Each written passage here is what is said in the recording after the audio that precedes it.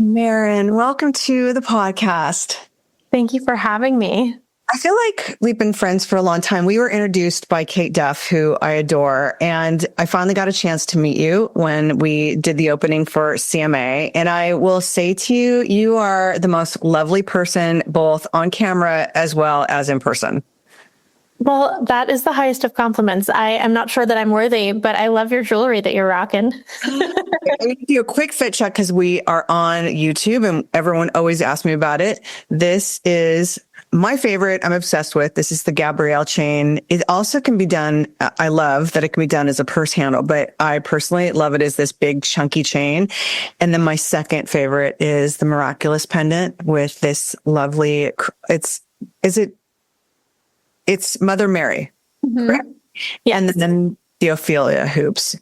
Oh, I love it. I didn't even see the Ophelias there. They're just peeking through.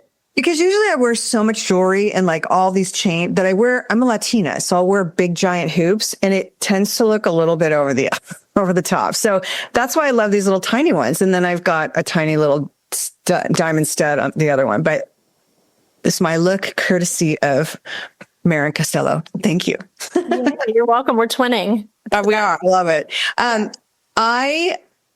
Okay, one, I need to say this right now. I had no idea. I saw her at the show, Barbara Mooney.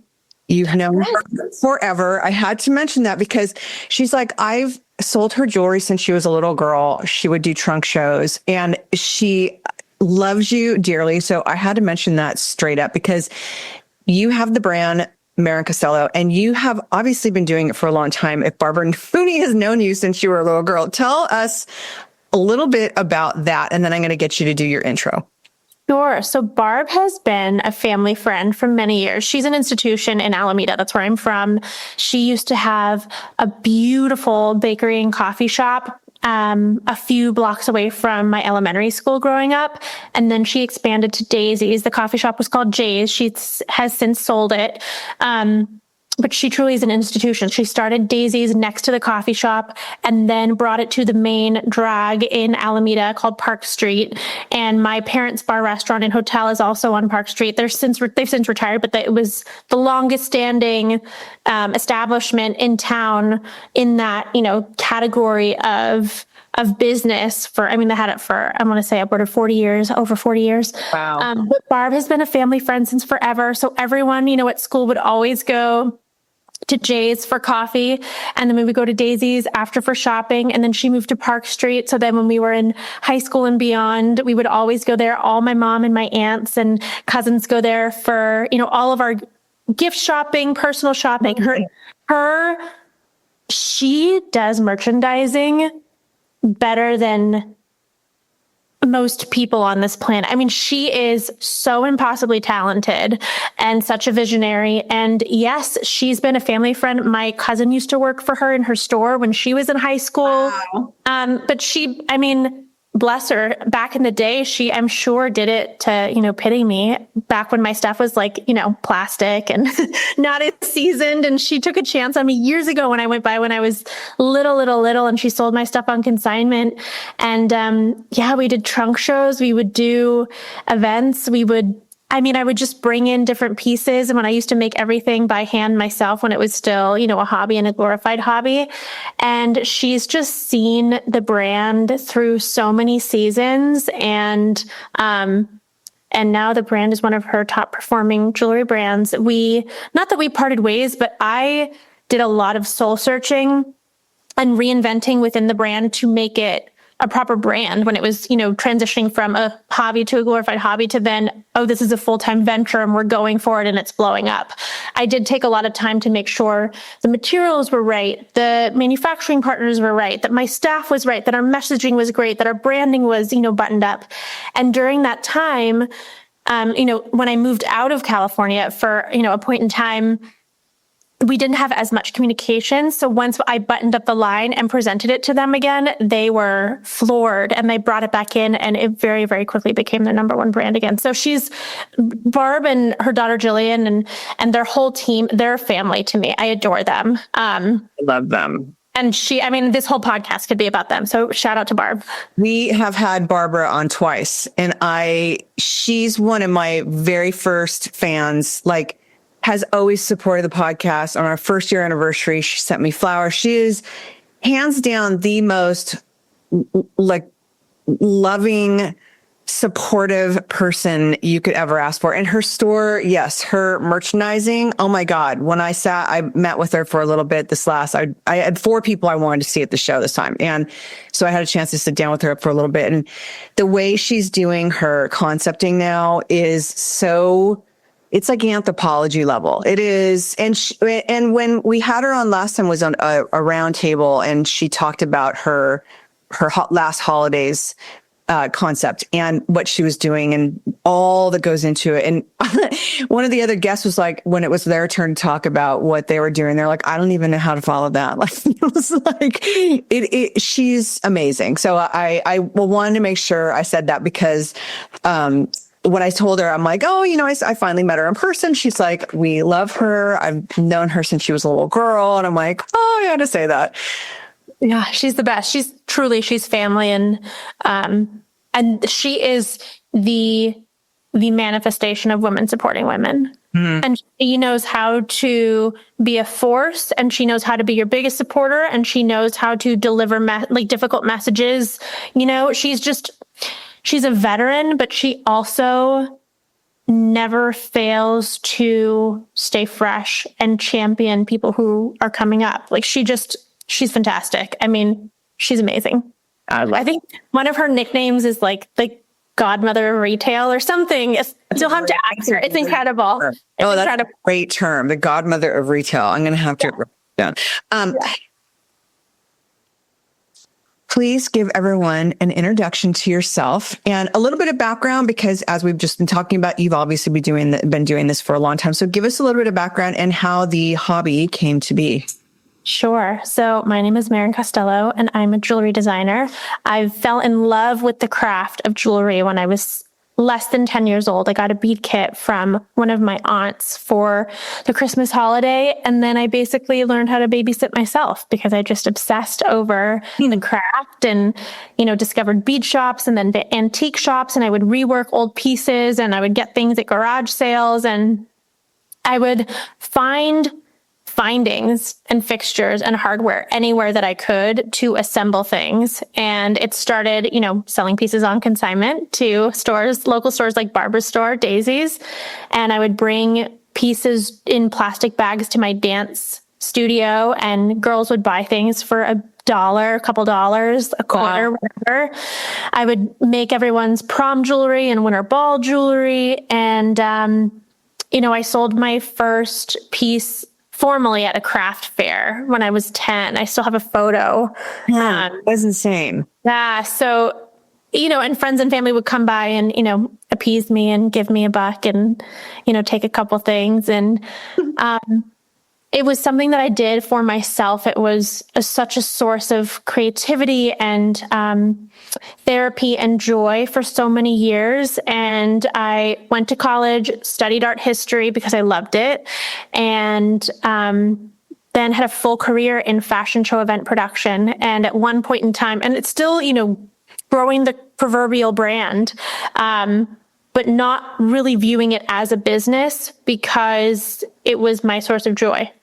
So when I was in college, my pieces were featured on American Idol, and that kind of changed the game for me in the sense of I immediately got a business license, didn't know what to name my company, thought that I would do a DBA later. So I put my current name, which is still my name. I thought was my last name's not going to change anytime soon. I was still in college. So let's just make it my name and, do a DBA later. And then come to find out just throughout the years, as it enveloped, I had my experience from fashion show event production. I would style a ton of photo shoots. I would show models how to pose. And eventually I was a very, very late bloomer. So once I really came to my own and, became a woman and became a little easier on the eyes, photographers would always ask me if they could shoot me because, the freckles are unique. And I have my mom's side's from Guam and my dad's side is Irish. So I'm a mixed baby. And so my features are really unusual and unique. So photographers would like to take photos of me, and I would always put my jewelry in and then have photography. Well, those photos ended up performing better than when I would use other models. Wow. So then I just modeling for myself, and it kind of made sense because my brand was already named after me, because it happened out of convenience. And I when I was in high school, I went to a local junior college and I did a graphic design course. And one of the assignments was a monogram. And I remember making a ton of different monograms with my initials. And I went to my father, who's not in the fashion industry. And by any means, he's definitely a guy's guy. And I said, hey, what's your favorite one here? Because if a guy likes it, then maybe girls would like it too, as opposed to just focusing on the female, perspective. Like a lot of times that's not as appealing to, the opposite sex. And so he picked the one that is now my current logo. And that was my least favorite one. And it's Really? so funny. Yes. And it's so funny because as I've matured and as the brand has grown, I have learned to really embrace and love the logo. And it's definitely more edgy and androgynous. And it's definitely I feel that I have grown into my own personal style, and that personal style matches the logo now, which is what my dad picked years ago. It's very contemporary, and it's Totally. super clean. That's why I always love it. There's not a lot of ungepatch, as they say, but it's super contemporary, knowing that's that far back and it's stayed true and is still representing the brand speaks volumes. Yeah, it's super interesting. So then I had a full career in fashion show event production.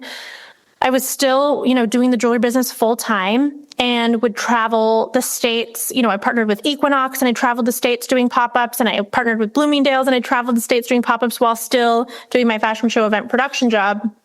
And at a certain point in time, I basically went to my former boss and said, hey, I'm ready for more responsibility. I'd like to talk about a raise.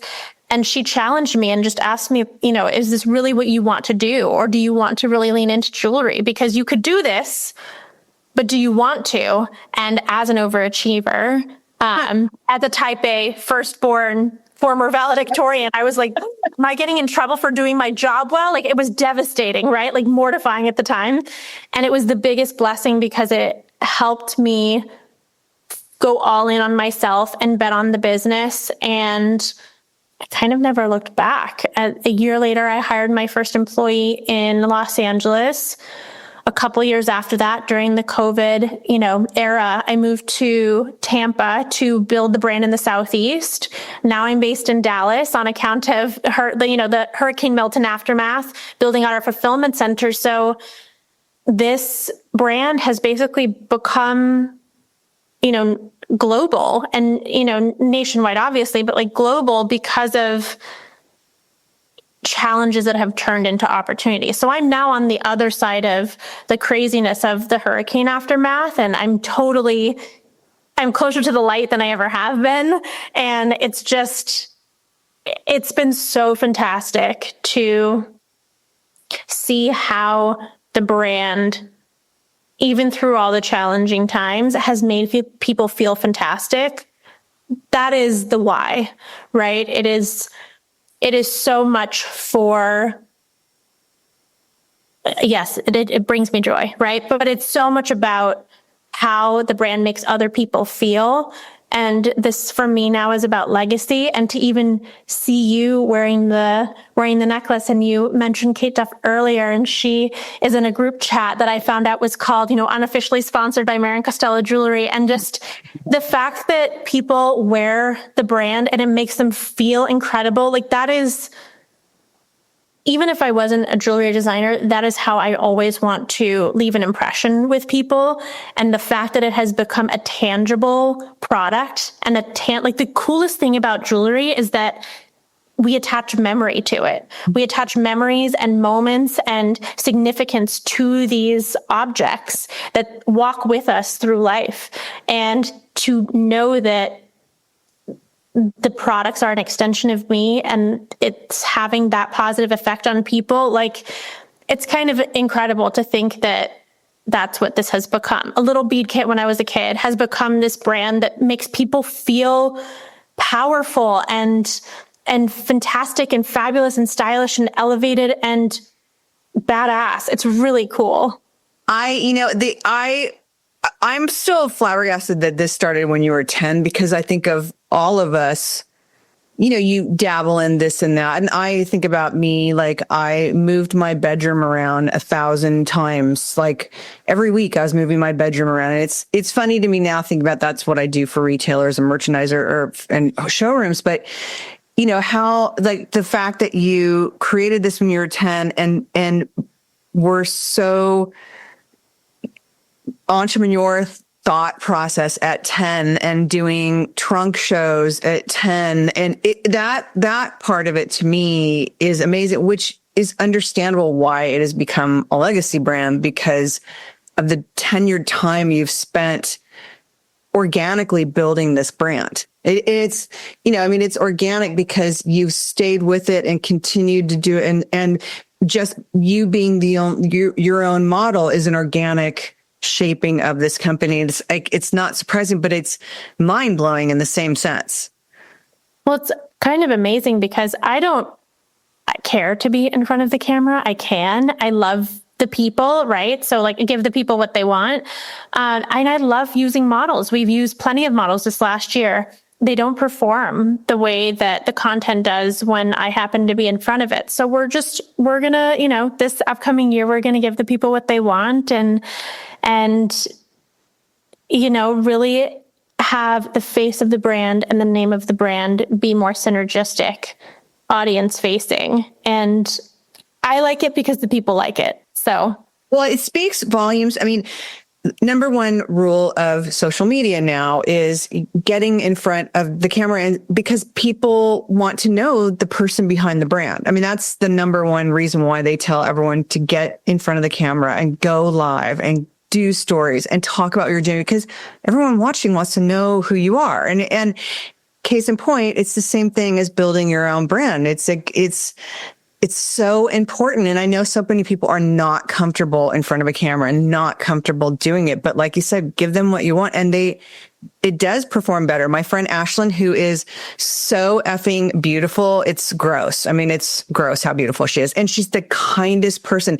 And she's so uncomfortable in front of the camera. And her social media person finally said, look, like the amount of likes that we get supersedes anything when you are the person in front of the camera. So now, like, I'm watching her from afar. It's like little by little by now it's more and more. And now she's talking in front of the camera. Now she's comfortable, but it's like to watch that evolution, it is amazing, but it's so important for retailers to understand that. And that's like, I had to touch on that point because it's something we talk about a lot here as far as, comfortable being on the camera in front of something in your own jewelry line. That's like, obviously it's paid off.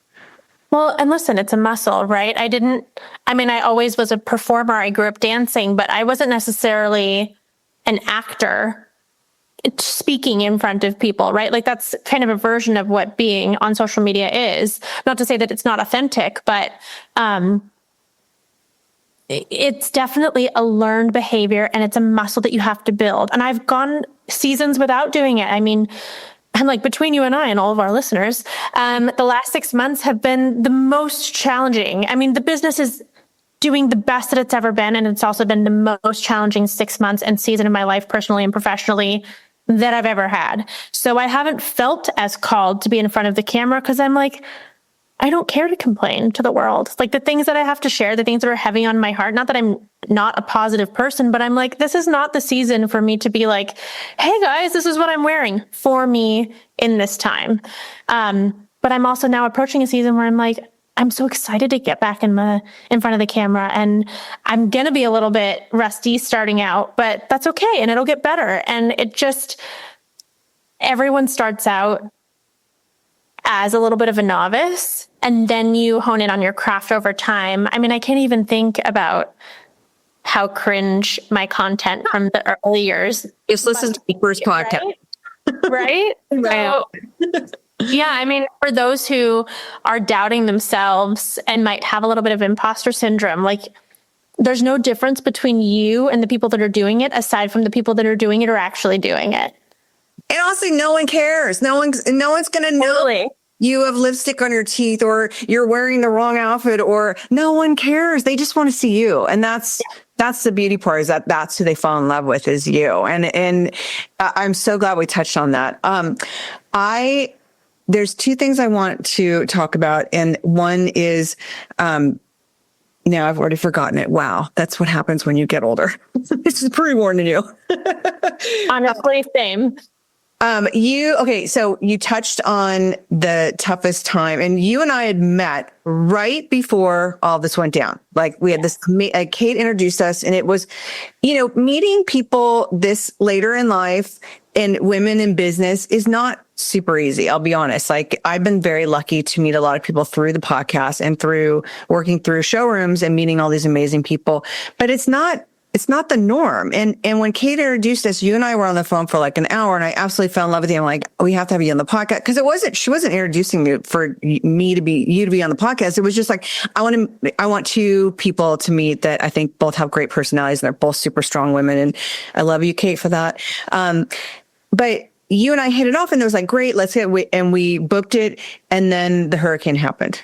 And take us through a little bit, because I'll be honest, even when I talk to you, I still don't know the extent of, I just knew that everything had blown up, and it was like, you had to focus on what you were doing. And then to meet you in person, and you've gone past that moment. I didn't even, like, when you said, oh, I'm in Dallas now, I'm like, what? So please take us through. And then I want to talk about the business again, but please take us through, if you don't mind, about the hurricane and what that looked like.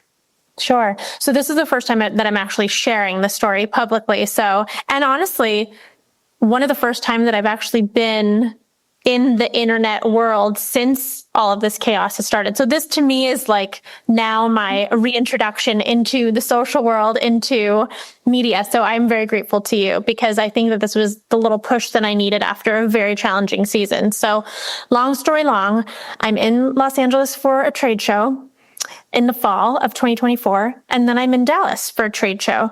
While I'm in Dallas, the second hurricane in the Tampa Bay area hits. The first was Helene, and it caused a lot of damage. Luckily, at that time, our store and our headquarters and my home were not affected. Very lucky for that. 13 days after Helene, Milton hits, and I'm out of town. While I'm out of town, I am researching about Milton, because Tampa hadn't been hit in over 100 years. So we were like, it's protected land. It's never going to hit us. Everything's going to be okay. And I just had a gut instinct that told me I would rather be the crazy person that prepares for this hurricane than someone who regrets it. So I was in Zone C, which, A is obviously the most affected, then B, and then C. So I'm in Zone C, and based on elevation. And, we were supposed to be totally fine. I just knew that I needed to make a change. So I had two amazing girlfriends. I lived in a 1-story home, and I had them, basically I said, leave the furniture, leave anything that's, anything that you think can be left, just take the soft goods and the things that can't be replaced.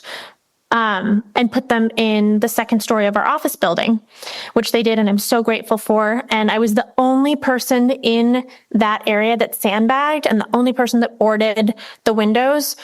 Everybody else flooded terribly, and I flooded a little bit, but not as bad as the other people. Granted, when you flood a little bit or a lot, it still ruins the home. So I was then, overnight homeless.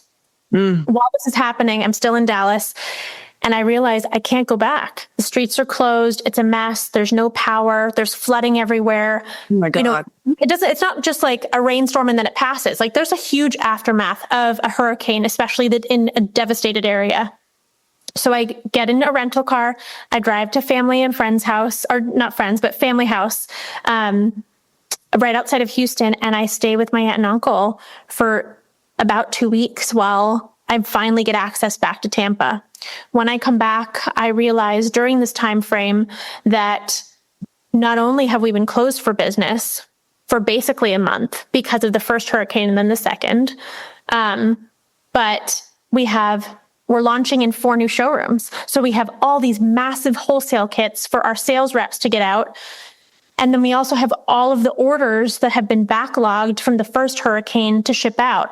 All of this is happening when I have staff, like 2 of my lead staff members out on vacation at the same time, who happen to schedule their vacations a long time ago, and they happen to coincide in the same time frame of each other and the hurricane. So I'm then back in the field, fulfilling all these orders with some of my other staff members. I haven't been in fulfillment in years, but there's no job too big or too small, right? Like, I'll do anything. After we end up filling all of the orders, sending them out, creating all these rep kits, there was no more product in our store.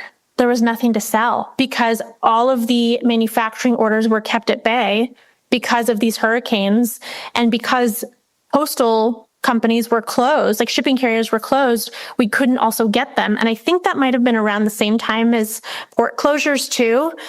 It was a disaster. So what we ended up doing is taking a ton of archival product from our warehouse and putting it in the store and having the store be an outlet. One thing that I failed to mention is that when I was in Dallas, before I was able to get access back to Tampa, is that I realized, alas, hurricanes aren't new to Florida. The chances of this happening again are very high. And at that time, there were 4 hurricanes in the chamber, and all of them were tracking as a potential to go through us again in Tampa. So I said, the business can absolutely be based in Tampa, but the product cannot be. I can't be the company. I can't own a company that closes for months on end consistently. I can ask for forgiveness once from a double hurricane, but if we close for a month again, it could tank the business. So while I was in Dallas and Houston, I interviewed a ton of fulfillment centers, knowing that, okay, this is central. We opened a showroom in Dallas. This makes sense. We have proximity to a lot of our buyers, a lot of our sales reps. It's also in the middle of the country. This is actually great. Like, making lemonade out of lemon seeds at this point. Interviewed a bunch of fulfillment centers, signed with one. Then I went back to Tampa to gather everything, packing everything up, realized we don't have enough money to fill the store, find all this archival product that we're not selling online. Also, we chose to make the store an outlet because it felt a little tone deaf to say, hey guys, we know that there's so much devastation. Oh, so sorry that you lost everything. Come buy a $200 necklace. Yeah. Just didn't feel right.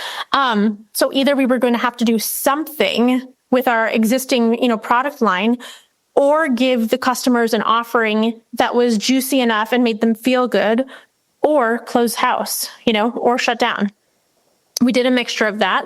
So luckily, we have so many amazing retail partners. And what I will tell anyone who's listening to the podcast, who has a brand or who's considering having a brand, build a very, very strong boutique business. Because if you put too many eggs into one basket that is a big box retailer or a large account, and that account shutters, so does your business. That's what I saw in COVID with all of my, counterparts in Los Angeles being in the apparel industry. And similarly, if you have enough strategic boutique retailers, you can still have a presence in an area as if you were to have a retail space. Now, instead of us, sending people to our store, we have all of these retail partners locally who have supported us throughout the years that we can say, oh, this account carries this product and this account carries this product. We can call them up and say, hey, do you have this in stock? We just got an inquiry from a local Tampa resident. Which is a great support to your retailers. Correct. It has been such a blessing to have such strong retail partners in the Tampa area because it has allowed us to still have a presence without now having a store. All that to say, we have our outlet. We reopened the store November 1st. We have it through December 24th because we always have, all of our wonderful, mostly male, last minute shoppers on Christmas Eve for Christmas. Yep. And so it's tradition. We're open on Christmas Eve, and then we decided to close doors and focus our energy again in wholesale because of our expansion into more retailers and more showrooms, more wholesale showrooms in the January 2025 season.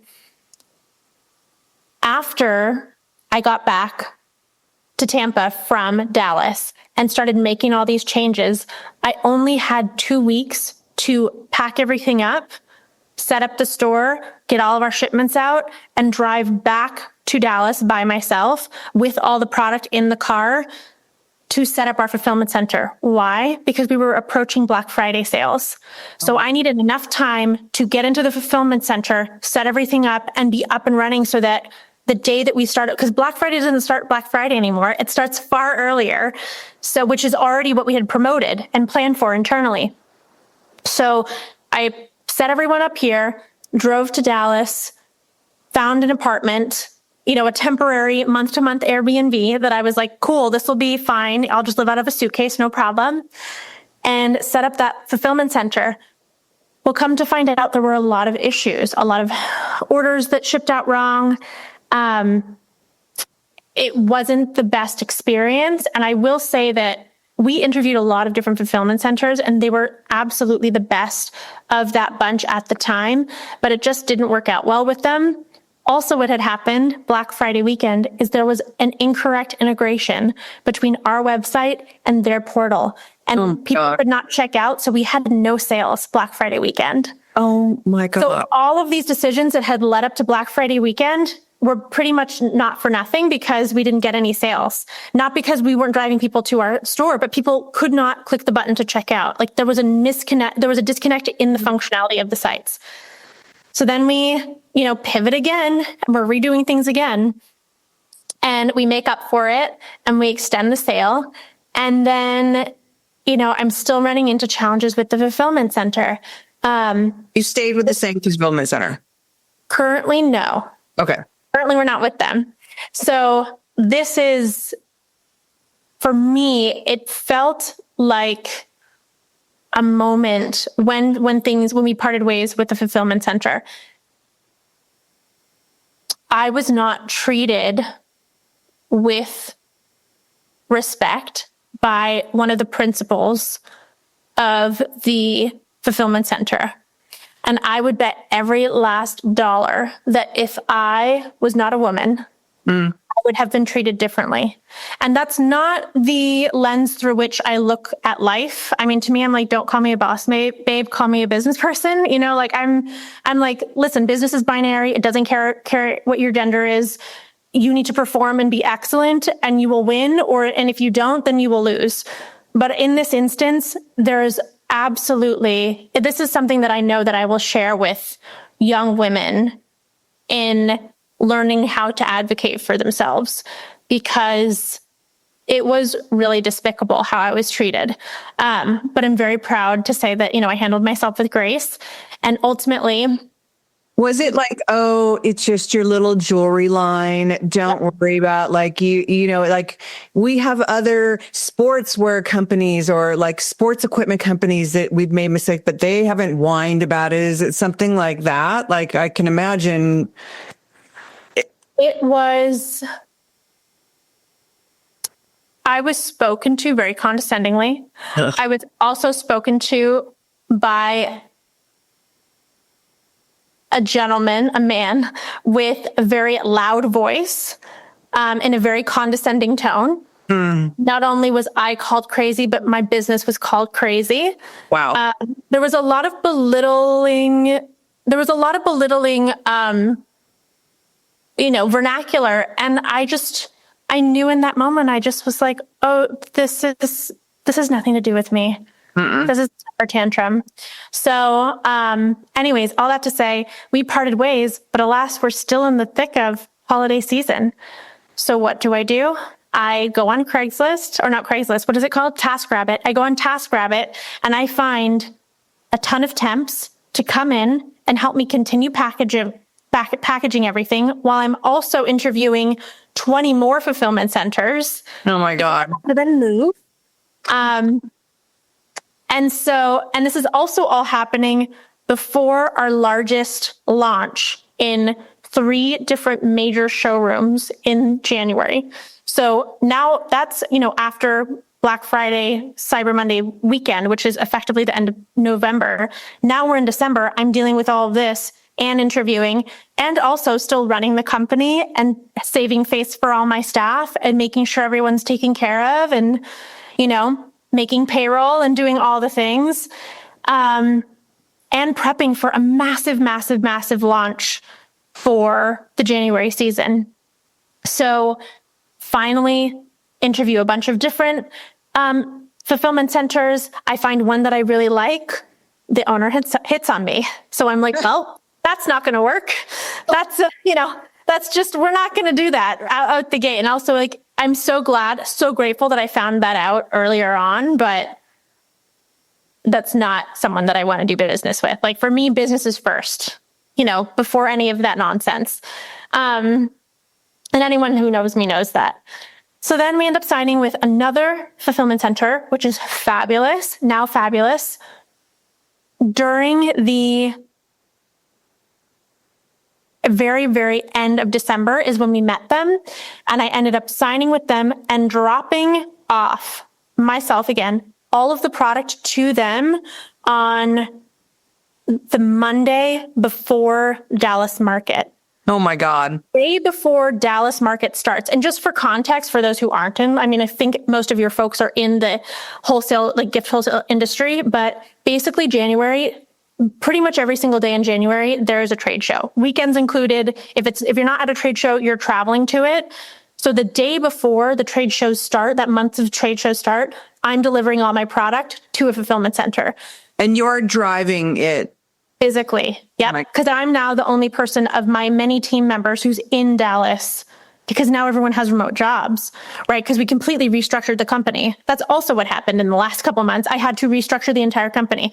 So then I deliver everything on Monday. The fulfillment center is organizing it. So from 6 a.m. to 8 a.m. every single day, that first week of trade shows, I'm at the fulfillment center. And then 8 a.m. to 8 p.m., I'm at the my God. Over and over and over and over. Then I get on the plane to Atlanta all the way through. Then get on a plane to Vegas all the way through. Then I get back to Dallas and I go to the fulfillment center and I see that all of our tens and thousands of products that I had advised them to package one way are packaged completely wrong. So then I go in and I audit every single product and have them repackage every single product. Cut to, they end up actually giving me a completely new team because the old team clearly proved themselves to not be effective. So now I'm training all new fulfillment center team members. And I just finished training them the day before coming back to Tampa. I'm back here now for 2 weeks, closing out our last 2 offices here and making all of the business changes that we need to make before I go back to Dallas for a week, before I go to Colorado for another trade show, to then finally be in Dallas for a couple months. Oh my God. I don't even, that is insane. Okay. So people have a perspective of what the gift shows. They see my end of it. They see setting up. The prep for, and also they're new, a couple of them are new showrooms, the prep for what you have to do onboarding to a new showroom and fixturing and setup, because you came out and did the setup yourself for your space. But the idea of you doing this and then having to train, like, who knew you had to train the fulfillment people on how to fulfill your orders? Like, I don't know why I was like surprised on that, but when I think about it, like, who else is going to do it?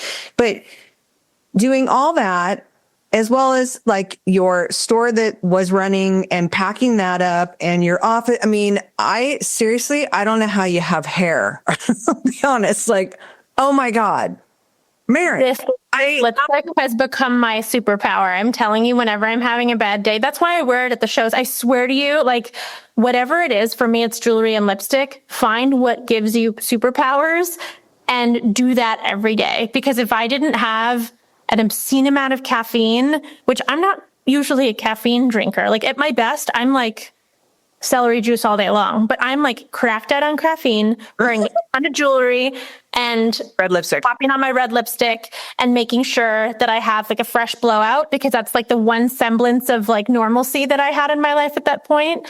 I'm not fully out of the season, but I can finally see the light at the end of the tunnel. And I really don't know how I did it.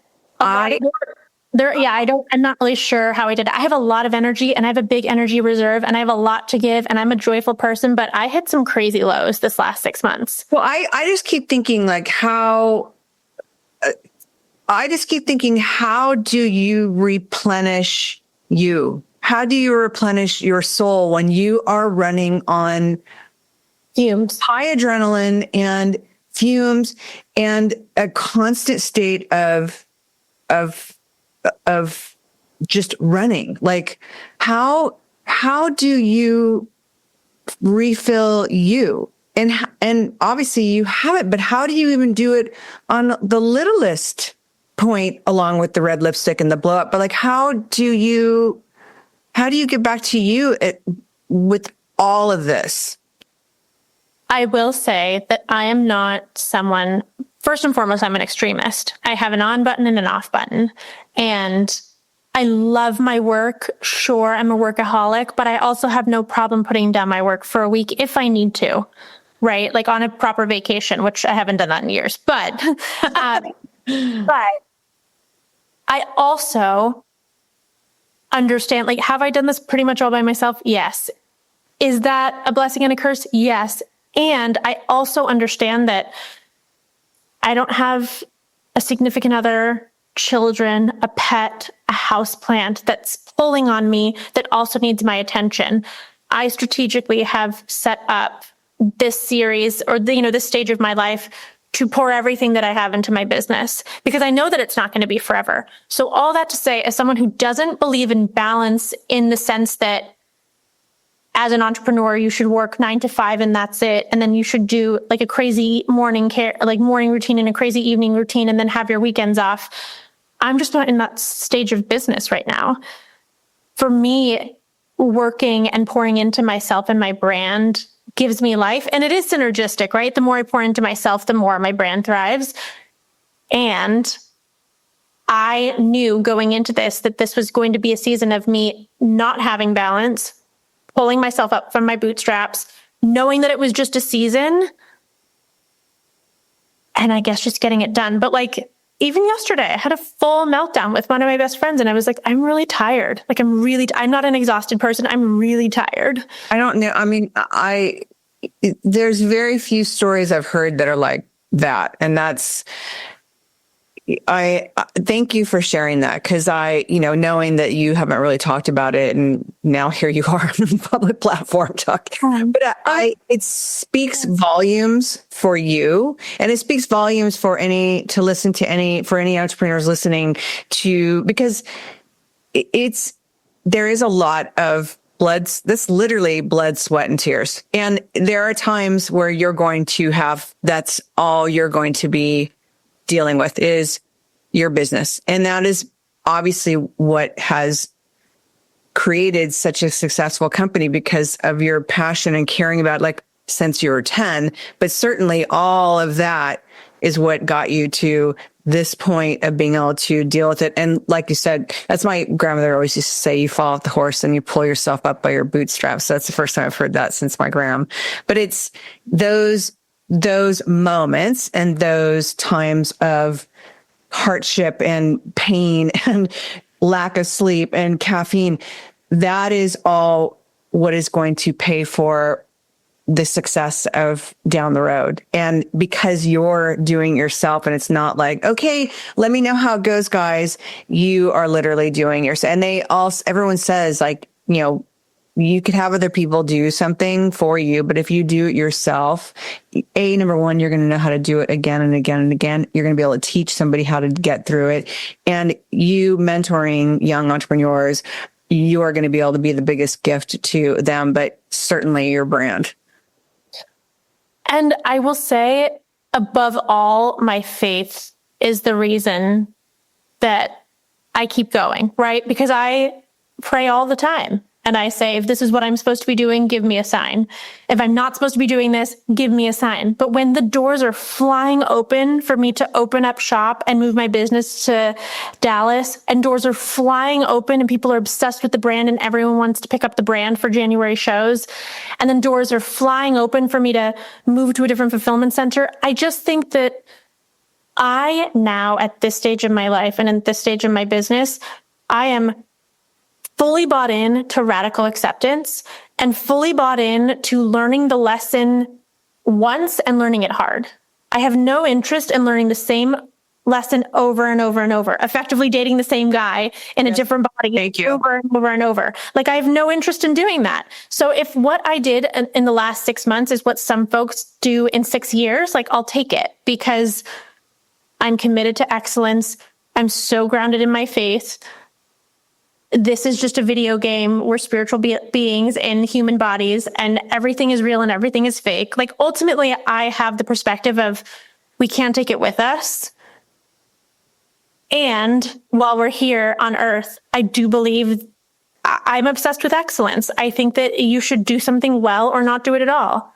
Like, I don't think that there should be room for being half pregnant, personally, in my life. No, I love that. Get to the bit. Either like be lazy or be, if I'm going to be fully on, I'm going to be fully on. If I'm going to be fully off, I'll be fully off. But my faith above all has helped me with everything. And funny enough, we ran stats, and our faith collection, which now is just 4 key pieces, they're our top sellers, aside from Gabriella, all time. But Your faith, and it's funny because the book that Kate shared with me, the outrageous openness, because I've got it sitting right here, and it's like bookmarked at a million places, but it's that leaning into what is meant to be will reveal itself, and trusting that what is meant for you to go through or happen, it'll be presented. And that is I always say it's the universe, like, will put obstacles in your way. And it's like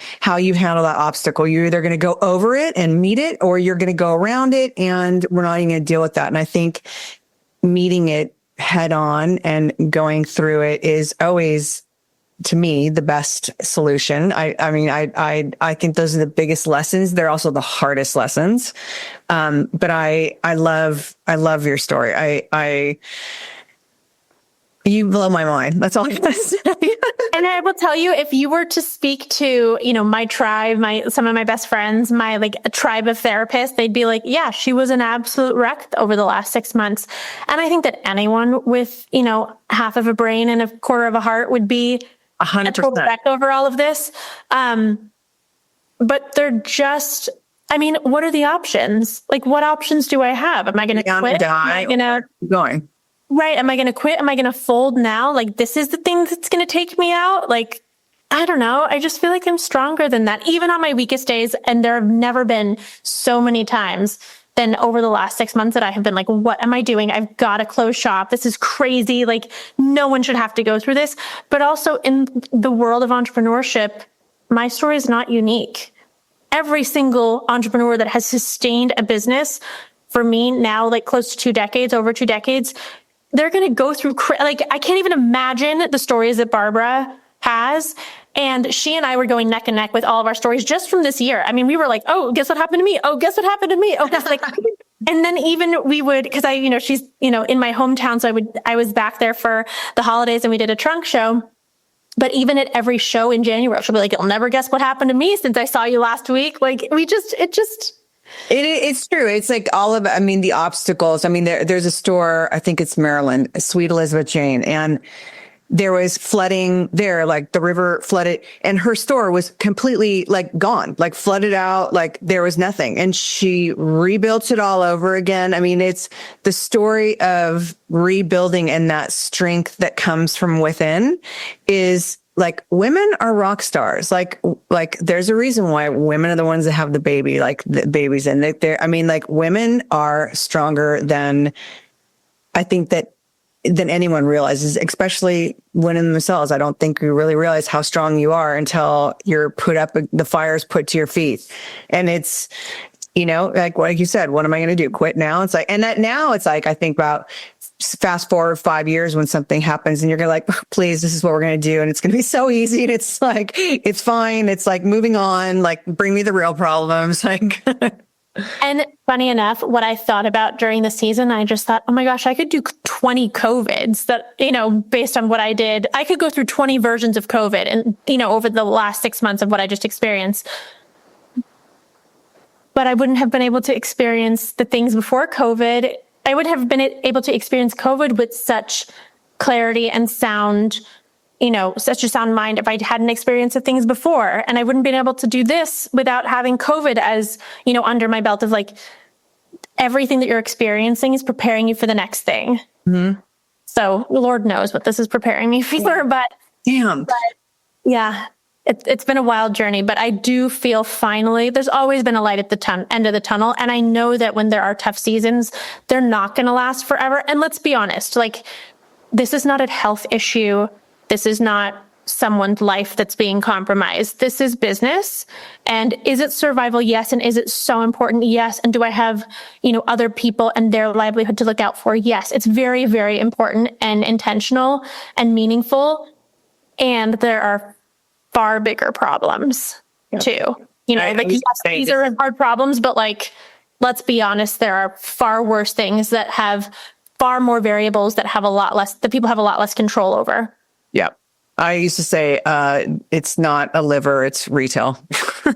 It's so true. Okay. I'm going to switch the conversation because I know we're almost an hour into it. And I do want to hear, one, tell us what showrooms you are in now, because you were primarily in fashion showrooms. So now you are in gift showrooms. So it's a whole new audience because we all know, like, I don't think a lot of gift buyers do the fashion week and vice versa. Some do, some that are super smart and that do the cross merchandising, but by far and large, it's two very different audiences. So tell everyone a little bit about the showrooms that you're in. Totally. And also I would say the industries just operate very differently. I mean, apparel still is linked to the Devil Wears Prada type of environment. That's just how it is. And it's fabulous. And I love it. And that's the environment that I was trained in. Apparel girl. I'm an apparel girl and I love it. And I think that because myself and all of my staff now all have a background in apparel, that's why we're all neurotic in the best way. And that's why we show up and we deliver at the level that we do, because we were trained in that intense environment. And the wonderful Kate Duff says there's no crying in gifts. There's plenty of crying in apparel. But I also think that, like, that builds character, right? Like, it just, I don't know. I'm really grateful that I was trained in that industry. So in the apparel world, we're in the Cooper building. We're with One of Eight showroom. So if you are a buyer and you go to the West Coast apparel shows, you can find us there. They're fabulous. And then in the gift world, we are in Harper Group in Atlanta and on the East Coast. We are in Patrick & Company in Dallas, and we are in CMA in Las Vegas. All of our favorite showrooms. We know them well. Patrick & Company was our sponsor for almost a year, which I love Lindsay. She's been on the podcast as well. And I wish I was able to go to Dallas this year to see the expansion, because I heard it's amazing. Fabulous. It's beautiful. And CMA I was able to see firsthand because I was there. So CMA was like unrecognizable, unbelievable. Well, it's funny when we were setting up, Dave was doing Shinery, and your boxes started coming in, and then it wasn't product, it was props, because you were one of the few showrooms lines that did their own space, their fixturing, the whole thing. And then more stuff would come in, and more stuff would come in, and more stuff. And Maggie was like, "Where is all this going?" She goes, "It doesn't seem like there's that much product." But when I saw it all put together, and how you use the mirror risers and the necks, and how all of it was layered, and how you set the floor plan and how beautifully it flowed, I was like, okay, sister knows what she's doing. Good. Well done. Anxious because I have to give all props to my creative director. She also happens to be my best friend, Chelsea. She's probably one of the people that can tell you how much of a mess I was over this last season. Excuse me, my alarm's going off. But she is such a visionary, and I joke that I built the brand on PowerPoint because I just put I put my heels in the ground and was like, I'm not going to learn Adobe. I'm just going to use the path of least resistance. So I built the brand on PowerPoint, and she was like, here, let me take over. Like, for the love of all things holy, let me use InDesign and Photoshop. Like, she's just like floored and also a little bit disgusted that I was able to build the brand on Microsoft. But she did the planogram for everything. She designed everything. She sourced it. I executed it and put my little spin on it, but she really is the brains behind that beautiful, beautiful space. So great. So talk to me a little bit about designs. Like, what are the top trending designs for your brand? What do you see coming down the pipeline? And then what are some of the things you're the most excited about? I'm just so excited that people are excited about the brand. I have to say, I didn't know what to expect. Am I confident in the product? Yes. Do I love it? Yes. But, when people are shopping and where people are experiencing the brand for the first time, if I don't know them, they're not necessarily going to trust my opinion, right? But when other sales reps and other vendors fall in love with the brand and then experience the brand and understand the quality, and then they can speak to it, the fact that by the end of the show, everyone on the floor was wearing something Marrin Costello jewelry, and everyone was so excited about placing their orders and doing their personal orders and getting their products in certain accounts. I mean, that was just fantastic. And I will definitely say that the piece that you and I both have on, the Gabriella chain, which was originally designed as a purse chain, funny enough, Yes. I actually have the purse right here. I'll show you. This is the purse that I got in Las Vegas right before COVID. It's this adorable purse with this chain on it. And I just thought, it's so dumb that this chain doesn't come off. So I designed a chain similar, not identical, but similar to this. And I attached this hardware to it because I wanted to be able to have a chain like this that came off. And that's what started the Gabriella chain. The lock is like, I mean, I love this so much. It's beyond. And I didn't realize that I got this at the outlets that happened to be next to the showroom, where, World Market Center. And it came to me like in the middle of the night. I just thought, oh my gosh, what a full circle moment. The piece that is so standout and that we're becoming known for, that is now our signature piece, was inspired by a bag that I got next door to where we're showcasing it. And I mean, it was just like so full circle. And I remember going to Vegas, and I went to Vegas to meet with a gentleman about marketing, because I really enjoyed like his brain around marketing and ads and a bunch of things that we were doing, years ago. So I went to Vegas to meet with him. I'm like, why am I meeting with this guy? This is so bizarre. We ended up working together for a few months, but it fizzled out. But then come to find out, it was all for the bag. Like, this is now our iconic piece that now everyone is obsessed with and everyone owns. That's why I went. So again, to you, I say, and to all the listeners, I say, you just don't know what's going to come of your decisions and why you're being called certain places and why you're going through these tough seasons. Like, there is a reason why. It just might not come to you immediately, or also obviously, like, I've been using this bag every single day since I got it 4 years ago, however long COVID was, 4 years ago. And it just dawned on me that I'm wearing the piece that was inspired by the bag that everybody else is wearing in the showrooms, across all of our showrooms, that's identifiable, that people are then becoming, friends and having conversations about it because they're noticing it from across the room. Mm-hmm. It was just such a full circle moment that was so cool to experience. Well, as they say in that book, follow the breadcrumbs. And it's true. It's like, if you look back, I mean, again, I think everything happens for a reason. And I think honestly, if you stay open to the signals and you stay open to like that revelation, like, oh my God, that was it. And being able to recognize it is such a gift. Like those are my favorite moments of like, oh my God, this is why. Like, this is why. Crazy. So I think for me, I do best as a designer and as the visionary behind a brand when I'm not focused on trends, when I'm focused on the ethos of the brand and making sure that the brand is super right and tight and delicious and palatable, and that we have all the pieces and that people are loving them, and that if there are certain pieces that don't perform as well, those can go to heaven for however long, and we can always revive them later. But for me, it's about the quality and the authenticity of the brand as an extension of me. And so if you are a minimalist, there are so many beautiful, delicate pieces that you can wear. My sister is a minimalist. I named a series of hoops after her, and they're fabulous. I'm a maximalist. And so regardless if you want to wear 3 necklaces, as I have on, or just one, we have that for you. And regardless of how many pieces you're wearing, you will feel the quality. You will know like visually that it's a Marrin Costello jewelry piece, and by the quality you will know that it's one of our pieces. So I'm more concerned about the groundedness and authenticity of the brand than I am trend, because I think what's trendy now in 2025 is personal style, not necessarily what's trending, but what lights you up, what looks best on you. I think that celebrating personal style is not only a byproduct of a gift that, you know, living in Los Angeles for over a decade gave to me, was helping me hone in on my personal style, but I think that's just who we've become as a culture.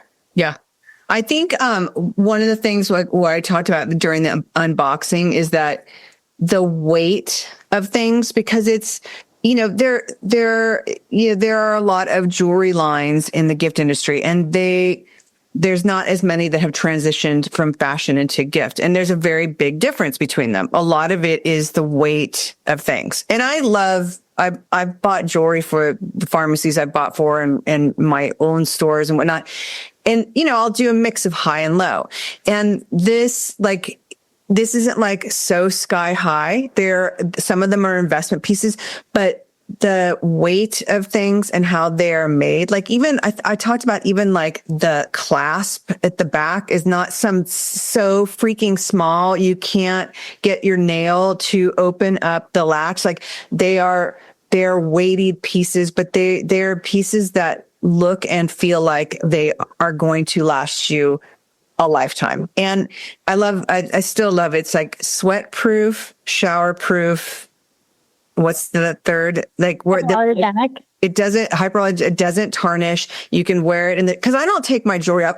I'll take this one off because it's harder to sleep in, but all my other necklaces, I leave on all my bracelets. Like I don't take it off. And people are like, why don't you take it off? It's like, it's kind of a pain in the ass, but it's like when you can sleep in it and nothing like stuff's not changed. Cause I have so many cheapy stuff that I've bought that I don't take off. And next thing I know, it's like a totally different color than everything else. And it's like yours is made to last. And there's something that you can pass on to your friend without it breaking the budget. And they're such amazing pieces. And to be honest, like whether you wear like you're a minimalist or a maximalist, it all works together. Like you can layer them all, like the little pieces and the bigger pieces. And that's the greatest thing to me as far as like as a merchandiser is that it all works together. And that to me is like the biggest like plus when it comes to merchandising is that you can show it all together. Totally. And for myself, I like to take everything off at the end of the day. So if you are that type of person as well, to your point, Michelle, all of our clasps are very friendly. It's super easy to take on and off. My mom has rheumatoid arthritis, so I'm always very mindful of fixtures and findings to make sure that folks who maybe don't have the dexterity that I do are able to put things on easily and take them off easily. So that makes me so happy that that's your experience too, because that's very intentional. It's a very intentional jewelry brand. And there are pieces that I've worked on for a couple months that get released, and then pieces that I work on for over 5 years because I'm like, no, it's not quite perfect. Like we try very hard to be super intentional about all the different pieces, all the different elements, making sure you guys know that you're getting an authentic piece. It's engraved superbly. The plating is amazing. The base is amazing. And to your point, the necklaces are all solid stainless steel, but all of our earrings are hollow. And that's because we want you to wear them for as long as possible. And if a product, trust that I try, and I test all the products myself, if they're uncomfortable, if they're too heavy, especially for earrings, we don't release them. Only release products that are spectacular and that have the potential to be in the line forever. How often do you have new releases? So right now we're on the gift schedule. We used to be on apparel schedule where we launched 4 new collections a year. Now we're on the gift schedule where we launch 2 new collections a year. That's got to be a little bit more controllable. Totally controllable. And also, it helps us really lean into the storytelling and really lean into allowing you guys to understand and experience all the pieces. Because even if we weren't to launch any new pieces, there's 250 SKUs in the line. There's a lot of jewelry in the line and it's fabulous and everyone can recognize the Gabriella, but maybe you haven't found out about the Hallie Huggies yet, or the Orion cuff, or the Petra hoops, or, a beautiful array of pieces that are stunning, that all deserve their own moment in the spotlight. So we're going to do a ton of storytelling this year. I'm really excited about all of our marketing and all of our social content. When you because you introduce quite a few pieces, do you retire that many pieces? Like, is it always around 200 and something pieces that is the collection? And do you retire it? You totally retire pieces.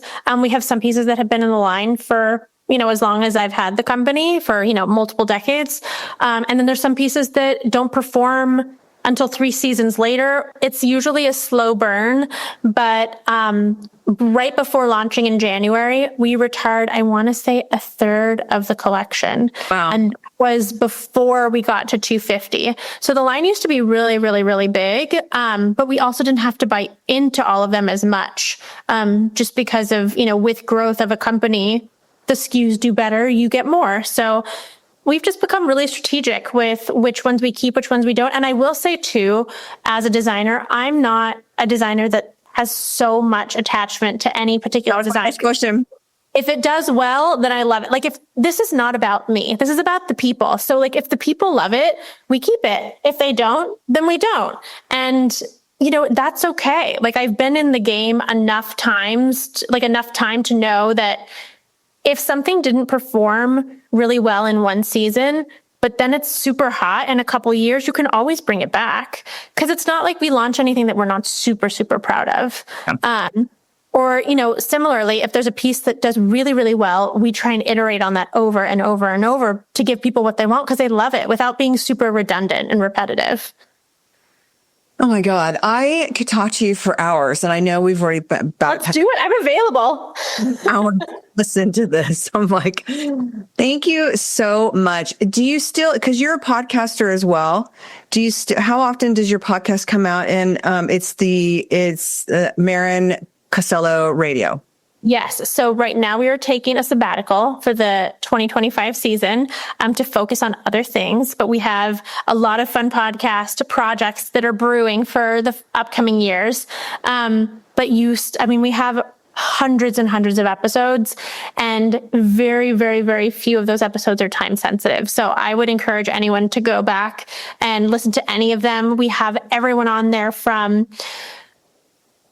musical artists to producers to business coaches to professional organizers to managers to photographers to every industry, financial experts. I mean, we talked to everyone under every single category, like publicists. We have so many great articles and episodes with those folks.